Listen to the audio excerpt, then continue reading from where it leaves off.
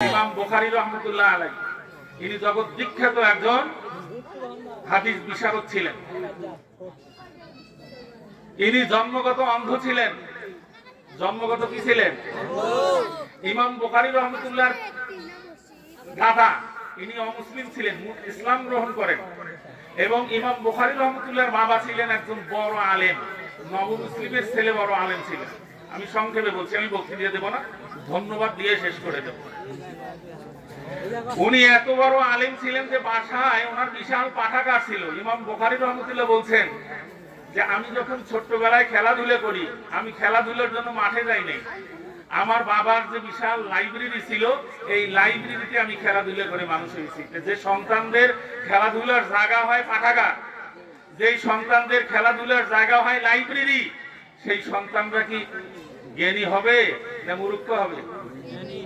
ইনি অন্ধ ছিলেন। এনার মা আল্লাহর দরবারে দোয়া করতেন, আল্লাহ তুমি আমার সন্তান দিয়েছো, অন্ধ করে দিয়েছো, আল্লাহ আমি দোয়া করছি তুমি আমার সন্তানকে চোখ ফিরিয়ে দাও, আমি জগৎ বিখ্যাত একজন আলেম আমি বানাবো। এই মায়ের দোয়া কবুল হয়েছে।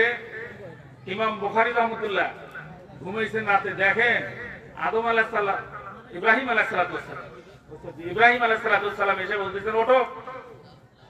ওনার নাম ছিল কিন্তু মোহাম্মদ। ইমাম বুখারী রাহমাতুল্লাহর নাম ছিল মোহাম্মদ। মোহাম্মদ ওঠো, চলো। আমি তো চলবো কেমন করি, আমার চোখ অন্ধ। তোমার চোখ ভালো হয়ে গেছে, ওঠো। উনি ঘুম থেকে উঠে দেখে যে চোখ পান। একবার সুবহানাল্লাহ বলবেন না? 16 বছর বয়সে মায়ের সঙ্গে হজে গেছেন। 12 বছর বয়সে 1 লক্ষ হাদিস মুখস্থ করছে। 16 বছর বয়সে মায়ের সঙ্গে হজে গেছে। কার সঙ্গে? মায়েদের উদ্দেশ্যে বলছি। 16 বছর বয়সে হজে গিয়েছেন। হজে গিয়ে দেখেন ওরে আল্লাহ, আমার 1 লক্ষ হাদিস মুখস্থ, এখানে যারা বসে আছে পণ্ডিত আলেম তাদের তো আরো বেশি মুখস্থ। মা বলছে, মাগো তুমি আমাকে মাফ করে দাও, আমি আর তোমার সঙ্গে ফিরে যাবো না, আমি এখানে জ্ঞান অর্জন করব, জ্ঞান আহরণ করব।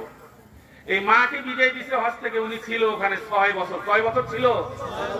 কয় বছর ছিল? ওই হজে যাওয়ার পর একটা বই লিখেছেন। উনি লিখেছেন আমার অন্ধ চোখ মায়ের দোয়ায় ভালো হওয়ার পর দৃষ্টি শক্তি এত বেশি ছিল যে আমি একটা বই লিখেছি, এই রাতে চাঁদের আলোয় অন্য কোনো আলো আমি ব্যবহার করি নাই। সবাই সুবহানাল্লাহ।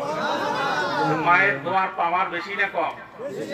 এই জন্য মায়েরা যারা আছেন, আমি অনুরোধ করব সন্তানদেরকে ইনশাআল্লাহ আপনারা এই দ্বীনের জ্ঞান দেওয়ার চেষ্টা করবেন, সুন্দর নসিহত করবেন এবং গাইডলাইন দেবেন।